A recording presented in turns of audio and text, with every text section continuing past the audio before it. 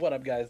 And welcome to this week's episode of Taking Back Mondays, your positivity podcast with the man, the myth, the legend of the Dojo, Malnoxx. Malnoxx, real quick. Where can everybody find you on the internet? Guys, you can find me absolutely everywhere that you might be able to find someone on the internet at Malnoxx, except for Twitter, where it is Malnoxx TV, because the guy that has Malnoxx tweets once a year. Hashtag release the tag. Once a year, guys. Sly, where can everyone find you, my good friend, the Mr. Positivity himself, the nice guy of Twitch? It's that Sly guy. Where can we find you? You can find me absolutely everywhere at It's That Sly Guy. No need for hashtag release the tag. No need for any of that. Because, there's only one Sly Guy. And it's me. The one and only. The one and only. One and only. It's That Sly Guy, Twitch's nice guy. You know what we're doing. Oh, you know what we're doing. Oh, you know? What are we doing? You knew. You know. Oh, do I? I should. I'm part of this podcast. I should know. Let's see. We did empathy, did motivation, and we did self-regulation, control. We did self-awareness. Yeah. Did we do social skills? Yeah. Yeah, we did social skills. Yeah. That sounds like 5. That's 5. I mean, that sounds like five pillars of emotional intelligence. Some might call it. Well, that sounds like we need to bring it all together then. It sounds like have the conversation about emotional intelligence. It sounds like we might. Guys, before we start, quick shout out to our sponsor of the podcast, Gatorade. No, not a sponsor. But if you wanted to, you could. Yeah, Gatorade. Slide into those DMs, right? No, but for real though, we've talked about all 5 pillars of emotional intelligence, guys, and tonight, right here, right now, with you, time to bring it all together. We're gonna bring it full circle. Let's talk about why all those are so important. Because you've heard us say for the last 5 weeks, every single podcast, you've heard us say, oh man, it's so hard to talk about one and not talk about the other ones. Oh, like we can't just talk about one and then there's all these other ones that we got to talk about too. So now we're going to talk about one and we're going to talk about all the other. We're going to talk about how it's into motivation, how being more self-aware helps your self-regulation, how having those social skills is going to fuel your ability to be motivated, how having social skills is going to fuel your ability to fuel that self-awareness, that self-control, that empathy, and then why these 5 things together are the pillars that hold up emotional intelligence as a whole. I have one question before we get too deep into it. I have an answer. Without using the names of any of the 5 pillars of emotional intelligence, can you describe to me in chat what is emotional intelligence? Yes, I can. When I think of emotional intelligence, I think it is your ability to how I'm thinking how I'm gonna word this without using any of those 5. Made it a little trickier. Yeah. All right. How I'm going to how I can identify and how I can manage my own emotions and the emotions of those around me. That's what I would say for emotional intelligence. How I can identify my own emotion, how I can manage my own emotion, and how I can identify and manage the emotions of those around me. Or at least if I can't manage, identify, relate to the emotions of those around me. So So almost as if it is the physical concept of a worldview, if you would. Yeah. Worldview is the way you mentally engage the world around you. Emotional intelligence is almost how you engage everything else in the world around you. Yeah, 100%. Right? It's the way you Your interact. Your worldview shapes how you think of the world around you. Emotional intelligence, how high of an emotional intelligence you have, shapes how you interact with the world around you. Yeah, 100%. I like that description quite a bit. So I think what we should do to start is we should go through real fast, and we should just kind of touch on a quick, 2-sentence definition of each of those 5 pillars that we've talked about. And then, just to give everyone a little bit of a refresher. If you guys haven't listened to the podcast before, if you're here live, then, sit with us, enjoy as we go through it.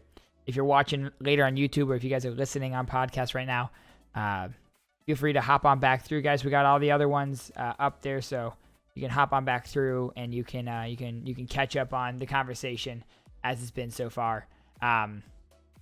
But yeah, we're gonna go ahead then, and we'll start just by giving a quick little 2-sentence definition of each. So Sly, why don't you start us off? We'll go back to the beginning, back to the first one we talked about, which was motivation. Give me your 2-sentence definition on motivation. Yeah, it's the engine of your car. It's the what your driving factor is. We talk about it a lot as your why. It's the thing that you hold to keep you pushing. Yep. That's a real basic definition, but I mean that's what we're going for here. It's like what is the driving force behind everything you're doing? The driving force behind what you're doing. I like it. So moving on from there, we talked about self-regulation next, self-control. And we said that self-control, in a very basic definition is, the ability to manage and control your thoughts, your feelings, your emotions, and your actions. It's kind of funny when you ask someone what does self-control mean and say, well, it's controlling yourself, but really that is, it's right in there. It's down, don't use the word in the definition, but it defines itself, the ability to control yourself in all aspects, mentally, emotionally, physically. From there, we moved on and we talked about self-awareness. What's that 2-sentence definition for self-awareness? Yeah, this is the who, right? Like this is who you are on the inside. You had your why as your motivation. The self-awareness is the who, and it's the ability to understand that at a deeper level. Yeah. It's really easy to say like, who am I? I'm Sly. But to understand, the deep core parts of my being is a whole nother level of understanding. And, you don't understand yourself a lot of times as much as you sometimes can understand others. So, yeah. Which plays perfectly into the next one we talked about, which was empathy. And empathy, is what we said, that quick 2-sentence was, empathy is really your ability to identify the emotion in someone else, identify how someone else is feeling, and then put yourself in their shoes and understand why they're feeling that way, understand where that's coming from, and be able to offer assistance, or if you can't offer assistance, be able to offer, comfort and support. Yeah. And then, if I'm remembering correctly, we went into social skills last week. We did. Which, if you're following the pattern that I've been throwing with mine, the who, the why, social skills are just the how. how you interact with the world around you. Now that how has to be dictated by the other things. But yeah, uh, I think that's the real quick, easy. If emotional intelligence is the the whole concept of knowing yourself and others and all of that, then social skills are the how you interact. Yep, 100%. We talked a lot about how, all the other four aspects of emotional intelligence, the other four pillars, really play into the last one, play into social skills, and kind of sculpt those social skills. They sculpt how you interact in a group, how you include or if you lack social skills, how you exclude other people in a group, how you meet someone for the first time, how that interaction goes, your interactions in the workplace, your interactions from a professional standpoint, personal standpoint, romantic, emotional, platonic, all those different scenarios that happen in your day-to-day life. So we kind of talked about how social skills is that big overarching how, and then the other four kind of are those little feeders in of the how, I guess that makes any sense. Yeah, for sure. And the more we've been talking about it, and the more it is the 5 pillars of emotional intelligence, right? For sure. But the way it's been playing out in my head more often than not is actually the concept of a house. Yeah. Or like old Roman structures of like empathy is the foundation, the motivation, self-regulation, and self-awareness are the pillars, and social skills are like the roof, the thing that those pillars are holding up. Yeah. Because I feel like empathy breeds into the self-awareness, self-regulation, and motivation, right? And then those 3 with empathy all bleed into social skills. For sure. And then the whole, house or the whole, building that we've constructed is the emotional intelligence as a whole. You take all those pieces, the foundation, the pillars, or the walls, and the roof, and then that house that we built is emotional intelligence. Yeah, for sure. But I just think like there are things that I don't like. It's hard for me to say social skills is a pillar when it's really the summation of the rest. For sure. Yeah. I agree with that, because I feel like the other ones you can almost look at like the other 4. Yeah. You can kind of look at as their own entity almost. Their own this pillar while it interacts with these other pillars, and that they all are working to hold this roof up, it's still standing by itself, not quote unquote physically connected to the other ones. They work together, but I can talk about self-control without talking about motivation. There's definitely ways we can talk about it with talking about the other. We can tie them together. They do tie together, but you can talk about self-control as its own thing. You can talk about motivation as its own thing. You can talk about self-awareness as its own thing. And empathy. And as you get into talking about them deeper, obviously the other ones do come into play. But you really can't talk about social skill without at least talking about one other.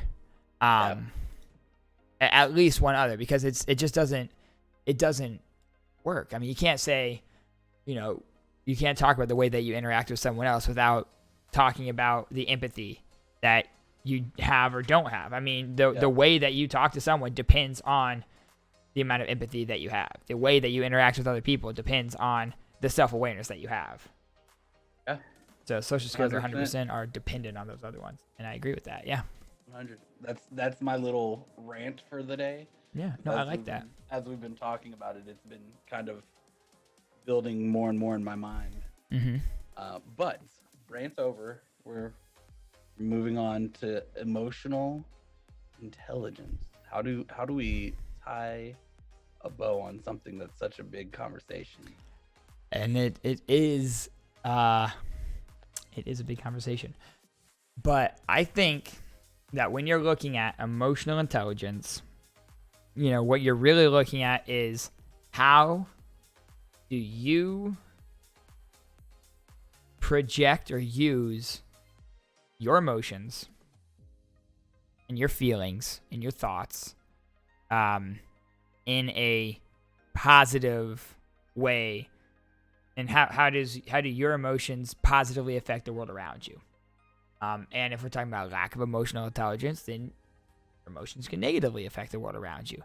Talking about someone that has a high level of emotional intelligence, we're talking about a positive impact that you have on the world as a whole, and at the very least on your immediate, part of the world. And Yep. I think that your why is a great example of. I think it's a great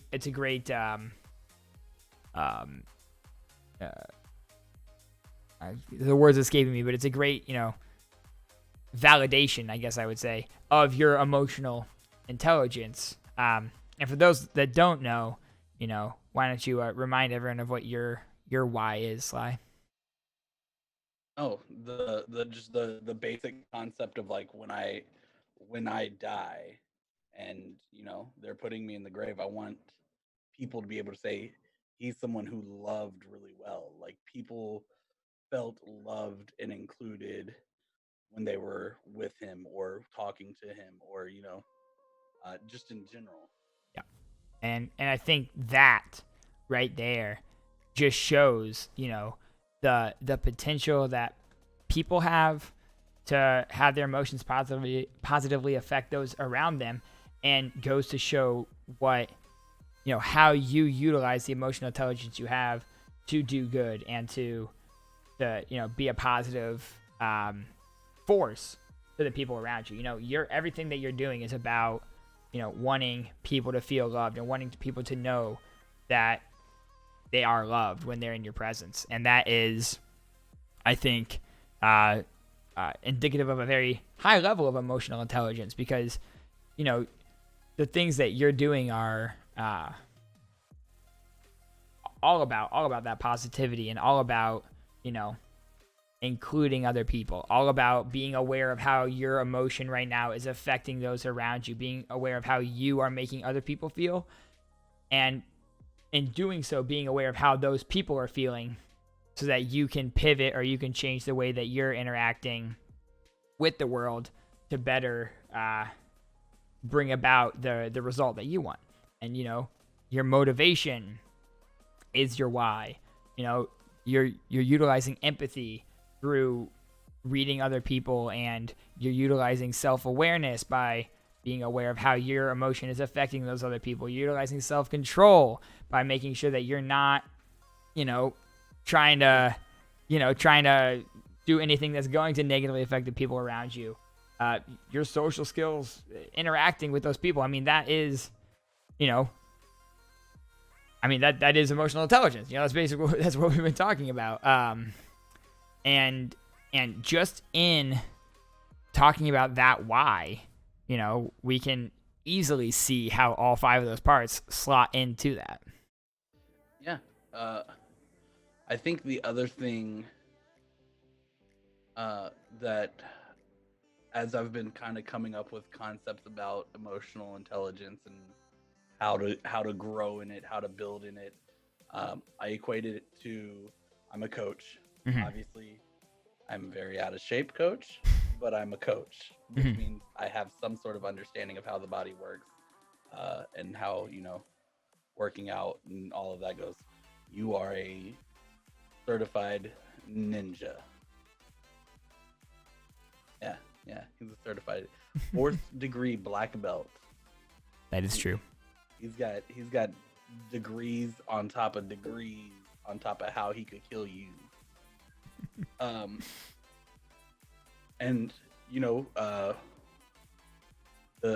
the idea of emotional intelligence is one similar to the body, Mm-hmm. right? Working out, growing in emotional intelligence, and working out are very similar. Uh, one, you can't lose sight of any of the five and focus on one, right? No bodybuilder goes, dude, my biceps are so big, but my traps just aren't there. So I'm going to ignore my traps and focus on my biceps a lot. Yeah. You know, they don't. They go, okay, my biceps are really good right now. I'm going to continue working on those, but I'm going to focus train to get bigger traps or bigger whatever, you know. Yeah. And I think those, and to the point of like, if you know anything about kinesiology, you understand that, which you have your degree in kinesiology, don't you? So you understand that it is actually physically harmful for you to work out and not be working every muscle group. Oh yeah, 100%. If you continue to only work certain areas, your body is a chain. If you continue to only work certain areas and not other ones, eventually what happens to a weak link in a chain? It pops. So I think that, like, making those comparisons, obviously because of what I do every day, is beneficial, because I think the same is true with emotional intelligence. You can't focus work only empathy because you're good at empathy. Because guess what? Empathy without self-awareness is harmful. Yes. You can't focus just self-awareness and forget about empathy and self-control, because again, harmful. Like, if you can point out everything that's bad about you, but don't have the control or motivation to be able to work with you, or the empathy to be able to give yourself grace in those areas, that's a bad situation. So with the conversation of emotional intelligence, I think it's important to look at and be like, I'm good at empathy. That doesn't mean I'm going to stop working on growing and how empathetic I can be, but it means I'm going to focus train some of these other things that I'm weak at, to be able to make it mesh together into one beautiful house. Yeah, I mean 100%, and I think, you know, that's so important when we talk about things like when people are, you know, when we talk about motivation, right? Motivation it's important. It's what gets you going. It's what gets you, you know, amped up about something. It's what gets you to push, and to start. But motivation without self-control doesn't get you anywhere. You know, motivation can get you to the gym, but if you don't have self-control to push yourself to go to the gym when you don't want to keep yourself on track on your goals, then that motivation's nothing. Because the motivation is gonna, like you said, the motivation is like the gas pedal. But eventually, if you don't have the self-control to keep your foot on that gas pedal, your foot's gonna come off. Or just the gas in the tank. Yeah. You can keep the gas pedal pushed down, but if you run out of, you know, self-awareness or self-control, if that runs dry, and then that's pedal to the metal is not going to get you anywhere. Exactly. And that's when people, you know, have that motivation, and then they lose it, and they lose their drive, and they lose sight of their why, because, you know, they're not strong in the other, you know, areas that they need to be. They're not strong in, you know, self-control. Maybe you go to the gym, you know, every day for 2 weeks, but man, you just really love banana splits. I don't know. So every day you get done at the gym and you just go out and you eat like 5 banana splits. Well, you don't have any self-control, and then you're going to lose your motivation because you're not seeing the results that you wanted to, and then you're going to get down on yourself. And if you don't have the self-awareness to understand why this effort at the gym isn't equaling to your goal, you're gonna fall down into a pit and you're going to be like, oh, this doesn't work. I don't want to try this anymore. So, You're gonna quit. Yeah, you're going to quit. And I feel like that's why a lot of people quit, because they don't have the self-awareness to see that what they're doing and what their goals are don't mesh, and they don't have the self-control to do, even if they do have the self-awareness to see that and the self-awareness to know what they need to do, they don't have the self-control to do it. Or they don't have enough self-control to do it consistently. They do it for a little bit and then they run out and they get burned out.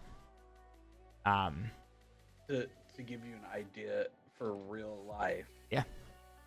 This number, it's a few years old. I would argue it's probably still true, but Broman talked about it a while back on his podcast. That like it was some crazy 80 or 90% of people who ever try streaming quit within the first 3 months. Yeah, I believe it. If you make it. It was 90% because he said if you make it 90 days as a streamer, you are already in the top 10% of streamers, right? And that's due to they have that motivation, they have a why to jump on and stream, but they don't have that that self-awareness to realize it's going to be a grind. Yeah. I do the same, and don't know Mal was trying to hype me up earlier with all the compliments, and I'm really awkward at taking compliments. But I do the same thing. I love lifting heavy objects. Right? I to this day can pick up a washer or dryer by myself, deadlift it and move it. The problem is I go to the gym, and guess what? Lifting weights and real life strength are different things. Yep. So the fact that I can lift a washer and pick it up and put it into a truck by myself doesn't mean I can bench press or do any of the stuff in the gym, because it's a completely different muscle memory pattern. So I remember being in high school and being able to bench press 290 something, 300 pounds. And then I get to the gym now and I'm like, I know I'm physically stronger than I was back then, but I'm only bench pressing 150. Right? Because that muscle memory is gone. I do the same thing. I get in there and I go, well, this is bullshit, and I just I don't need to come to the gym to do this. Yeah. I stop. That's what I stop. That's why I am the way I am today. Is because when I blew out my knee, I stopped. Yeah. And it's so hard sometimes it's really hard to find that motivation again that you once had and to get it back. And when you stop doing something for long enough, yeah, it's hard to get back into it. It's intimidating to get back into it. I mean, it took me 16 months to get back into streaming after I stopped, I probably could have gotten back into it sooner than I did, but there was always, a reason not to. And, I was over here, I knew Sly was gonna, I knew Sly hated me after I stopped. We didn't talk every 2 weeks or anything when I wasn't streaming. It's fine. But no, I mean, it's hard to, once you stop something that you had that motivation for and you made that progress in, and then you see that you're going backwards in the progress, and that's demotivating.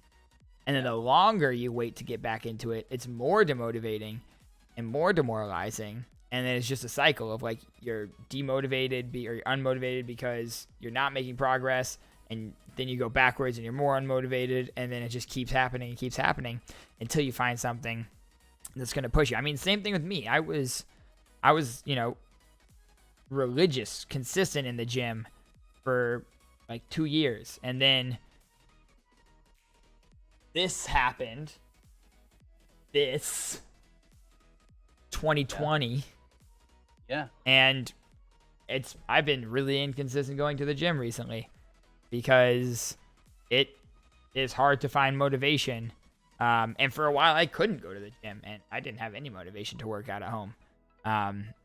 Instead of in the gym. And literally the gym is in my apartment building right down the stairs. It was closed for a while, so I couldn't go there, but Yeah. I didn't want to work it at home. And even now, the gym is 11 floors below me. I have to walk out my door to the elevator, push a button, go down. I'm at the gym.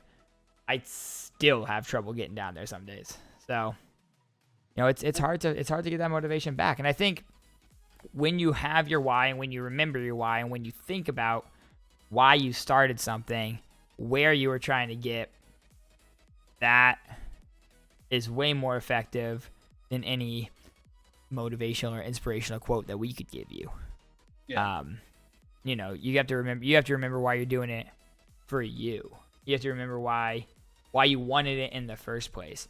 And sometimes that why just isn't strong enough. I mean, truth be told, sometimes it's not a good why. Sometimes you have a why of why you want to do something, but maybe it's not true to yourself. Maybe it's a why that is unrealistic. I literally was just talking about this on stream.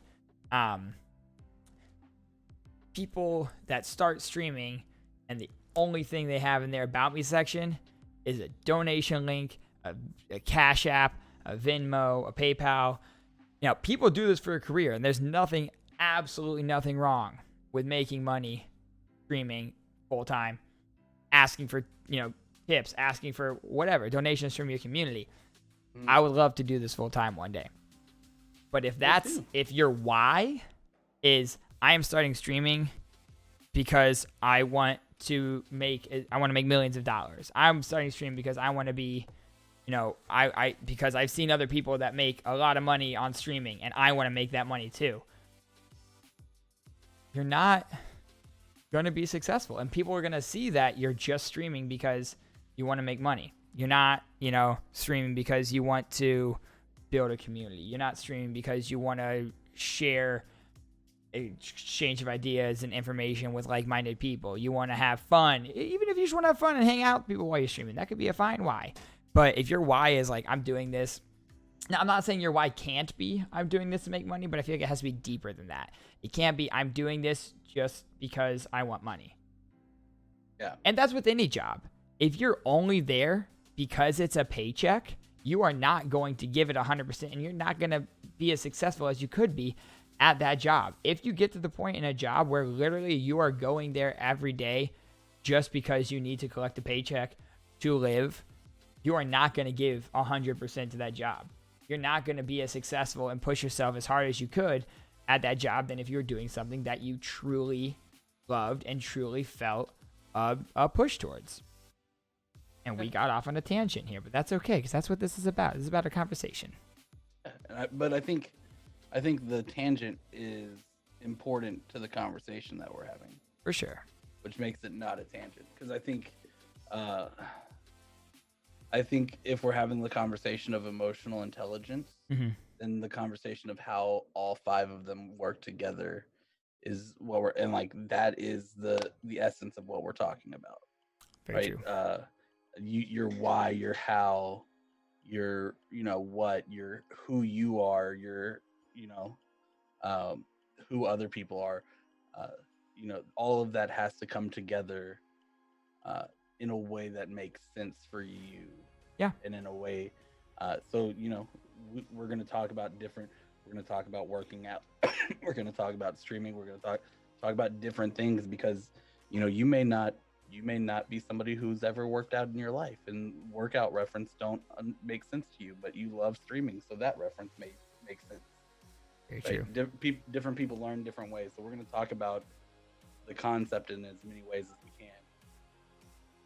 See, it's that sly guy over here making my tangents feel validated to the conversation, making sure I feel loved. This man, guys, national treasure. Yeah, but I agree 100% with you. Your why has to, and your why can be, I want to do this for money, right? Your why to stream can be, I want to make a paycheck from streaming. That's not my why. That's not your why, but it can be your why. The difference is you've got to add something to it. Yeah. To make it sustainable. Yeah.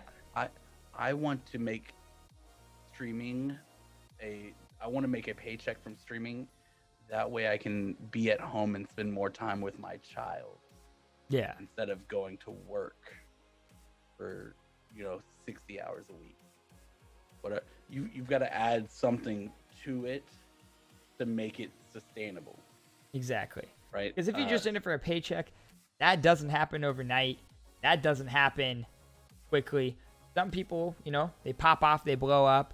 But that's not the norm. That is they are the exception to the rule. The people that come in here and a year later into streaming, they're at 5,000 subs. That's is it doable? Yeah, it's doable. Bust your ass. But it's also very possible that you bust your ass and you either, bust your ass in the wrong direction when you start, or you put too much effort into this, not enough effort into this. When you start, or a whole myriad of factors that the money doesn't come right away. And again, I think that's a big reason why so many people quit after 3 months of streaming, because they stream for 3 months like, well, I haven't made $1 million yet, this is dumb, I'm done, I don't want to do this anymore. Well, and I think I love this streamer to death. I actually really enjoy his stream and who he is without enjoying the game he plays. But I think it's the Ninja effect. Ninja, nobody really knows who he is mainstream. Fortnite comes out, he blows up, he's making, god awful money every month. And then people jump into stream and it's like, I can do that too. Yeah. They forget that Ninja had been streaming for years. 9 years or something Fortnite before came out. Before he popped off on Fortnite, yeah. They forget that Ninja was a highly rated Halo competitive player when he was in high school. Yep. And he worked his ass off through high school and continued to make his grades and do all of that stuff in high school, and was like, I'm pretty sure at one point in time in an interview he said like that was part of his deal with himself, is like he couldn't go to tournaments and stuff if he hadn't finished his schoolwork. Yeah, for sure. They forget that like he worked his ass off to get there, and there's no such thing as an easy job, as an easy paycheck, as an easy anything. Mm-hmm. Right? Like, if anything worth doing, you're gonna have to work for. Yeah, 100%, 100%, and exactly. People see the result, they see the outcome, but they don't see all the work that went into it. It's like the iceberg analogy. You see the tip of the iceberg, but you don't see the majority of the iceberg that's underneath the water. You see what's sticking out, you see what is in the public eye, but you don't see everything that goes in behind the scenes, all the time, all the effort, all the blood, sweat, and tears that were put into this, for years and years and years before what's happening now ever became a reality. Mm-hmm. Yeah. And I think as a coach, I can honestly say, how many truly naturally talented individuals never make it to the NFL, never make it to the NBA, because they were so naturally talented that they forgot to work for it. Yep. Like you can be, I like to think I'm a pretty funny individual. I like to think that like I can crack jokes and keep people entertained with a little bit of humor. You can be that person and still fail in streaming because you're not putting any forth any effort in anything else. 100%. 100%. It's the people that it's like the people that do a really good job in high school, and then they get to college and they think, oh, like I've never had to study before, I don't need to study, and then they flunk out at freshman year because it's a different ball game now, and they didn't think they had to put the effort in. It's those people that are so good at something, like you said, they're so good at something that they stop trying. Yeah. You don't see very many.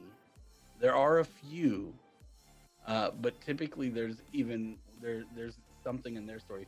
but you don't see very many truly great individuals at anything who were like, yeah, I just kind of naturally got here. Yeah. You know, 100%. You look at their stories, and Michael Irvin is working his ass off every day. Growing up. Heck, we talked about last week. Iggy Johnson, who didn't even make it to the NFL because he tore the nerves in his shoulder and lost the capability of using his arm. Yeah. Right. He, as a 7-year-old, was staying 2 hours after little league practice with his mom having her car lights, her car beams on the field so he could continue practicing and working. Like, the people who make it do stuff like that.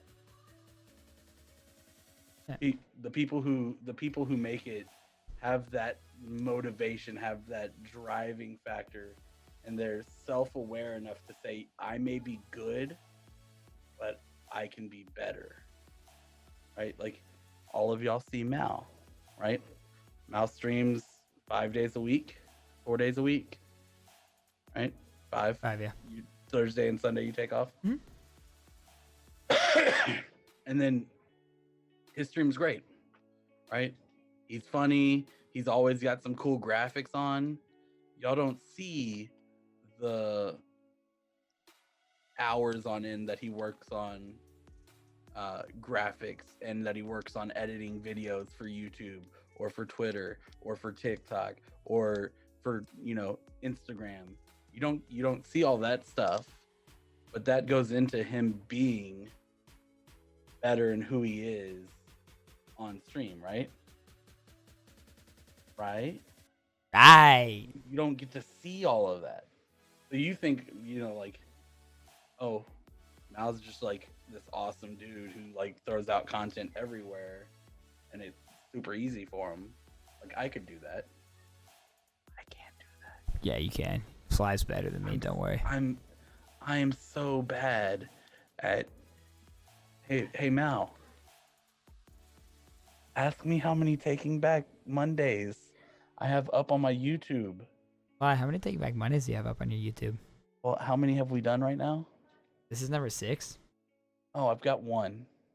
I mean, if it makes you feel better, I only have 4. I have you have 4. You're missing 1. I have to edit last week still. Done. Yeah, I was lazy. Yeah, you're missing 1. I'm missing all but 1.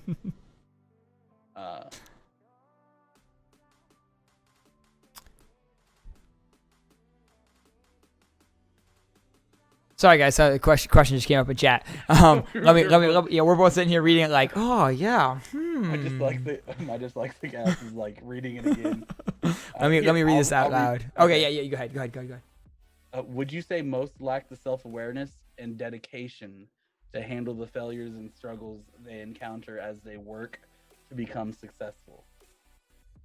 I would say that is a big part of it. I think that the way that someone handles failure is much more indicative of how successful they're going to be as a person than the way that they handle success. I think the way they handle success is very indicative of how they're going to be as a person. Don't get me wrong. I think it's just as important to be a good winner as it is to be a good loser. But I think that the way that someone handles those losses and those struggles and those hardships is going to show you if they're going to be successful or not, or if they have if they have a strong enough why to push through those hurdles. What do you think, Sly? I don't want to say disagree, because I do agree, but I think it's easy to be a good winner. Yes. I think that's easy. I think being a good loser is hard and shows character. For sure. I think character is made up of characters, not who you are when you're on stage. Characters who you are behind closed doors with nobody watching. Yep. Right? And I think that shows more in times of trial than times of great success. For sure. I think there's a lot of people who I mean, we see it in the industry that we're in. We see it in like television, entertainment. Like people look amazing until one little thing comes out about them, and then they snowball, right? So I think looking at people when they're at their lowest shows you more of that true character of who they are when they're alone behind closed doors. Because yeah, I just think I I think those people who look at a I'll give you a great example, right? And uh, me and you started on Mixer together. Yes, we We're, did. we're streaming every day. Yes. Uh, we're streaming for a lot of people every day. Yes. My average before you left was 60 something in current viewership. You leave. My average stays pretty good. I'm still in the 60 something. I get sick and don't stream for a couple months, really, because like either I'm sick or I'm dealing with stuff like I am right now. Like I have not been as consistent right now because I've been dealing with this cough and like I don't want to cough in people's ears while I'm streaming, and but I get sick and I'm dealing with that, and I come back to stream 2 months later, right? And I'm streaming for 0 again. I'm streaming for 1 again. The people who watched me before that still have not come back to stream, right? So like that was a fresh start. I think it showed more character for me to keep pushing through those really like hard, dark times when I felt like, you're not good enough, like everybody's forgotten about you, nobody actually cared about you. Like pushing through those times showed far more character than me continuing to stream when I was at 60 every night. Oh, of course. And I think that something else that I was talking about earlier on stream is that, it's so easy to fall into that trap of, the what if, what if you didn't stop? Like for me, like what if I didn't take a break? Like I took a break when we were streaming on Mixer. I stopped streaming on Mixer right when I was at the point of like being able to apply for partnership. Like I had hit like 2,000 followers and you would have stopped. Had partnership. Yeah, like I hit 2,000 followers and stopped for a year and a half. Like if I would have continued for a year and a half from where I was then, I could think all day about where I'd be now. But I need to have the self-awareness to say to myself, that's not gonna do me any good. That is wasted energy to just sit here and think, what if? To sit here and think, well, what if I didn't do this? What if I didn't stop? What if I had kept going? What if I started back sooner? What if? I can't change that now. That happened in the past. Yeah. I can learn from the past, but I can't change the past. So I need to have the self-awareness to say to myself, you know what? What's done is done. The only thing I can do now is focus on what I'm going to do moving forward. And then I need to have the self-control to keep it, to stay regular. I need to have the, find that motivation to keep going again and again, to restart from zero, basically. And I took so much time off that, yeah, of course I had some people who were, super loyal in the community that came back and welcomed me back, and it was great. But, it's nowhere near the numbers that I had pulled at one time. That's not to say that I don't absolutely appreciate the hell out of everyone that puts their time in. I'm going to put on the same show for one viewer as I'm going to for 5,000 viewers, because it's that one person's time that they're choosing to spend here with me. But I need to find that motivation to continue, like you said, even when it is those lower numbers than I had pulled before. I need to find, I need to be able to also have empathy to not be upset with the people that didn't come back. Like, I was gone for 16 months. They found other people they enjoy watching. They're part of other communities. Like, they have lives. I don't want anyone to ever feel obligated to come into my stream. I never want to guilt anyone into coming Except for me, Chad. If I don't show up to stream one day, he messages me. I do. I call him. I text him. I send a postcard to his house. A little I miss you postcard. I make him feel terrible. Yeah, I make him feel terrible. But I never want anyone to feel obligated to be in my stream. I never want to guilt anyone. Why weren't you there? You need to show up. I never want that to be the reason someone's here. I want them to be here because they enjoy being here, because they enjoy the community. And I need to have the empathy to understand that when people don't show up, it's not because they don't like me. It's because they have things going on in their life. They have other friends out there that they want to support. I have a lot of friends that I want to support. I'm not always in everyone's stream, so I don't expect everyone to always be in my stream. Yeah, I agree 100%. And I think that's where, like you were talking about, I think that's where the why is such a deep thing, right?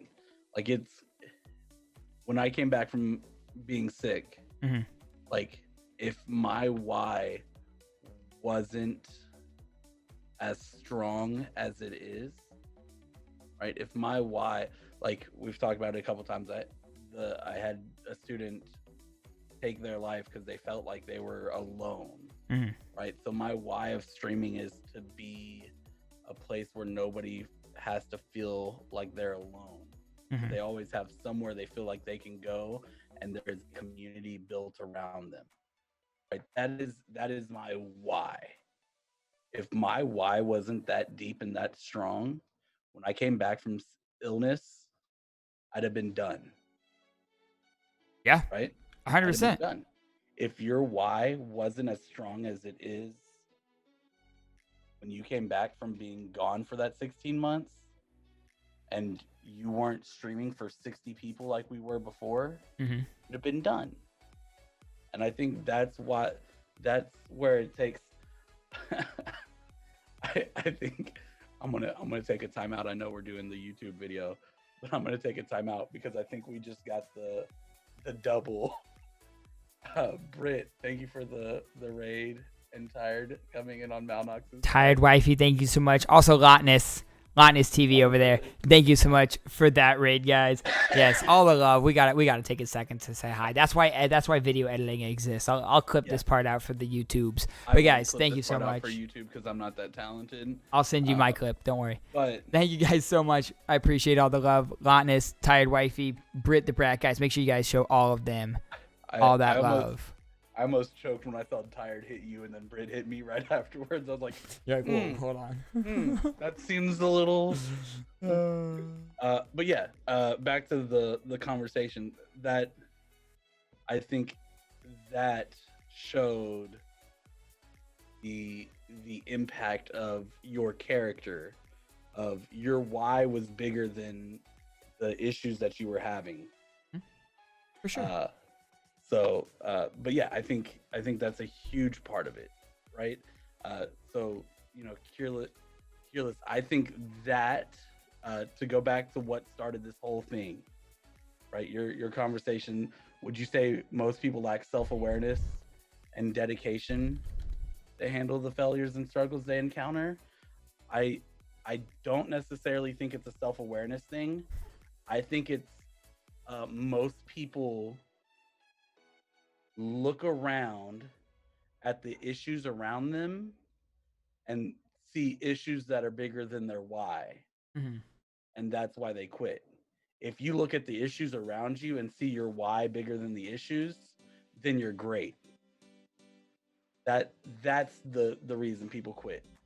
The issues around them are always bigger than their why, but your why is not bigger than the issues. Guys, I think that is a great time to wrap things up here for this episode.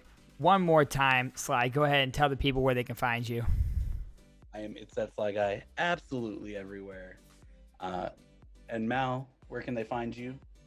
Guys, you can find me, Malnoxx, everywhere on the internet that you might be able to find someone, except for on Twitter, where it's Malnoxx TV.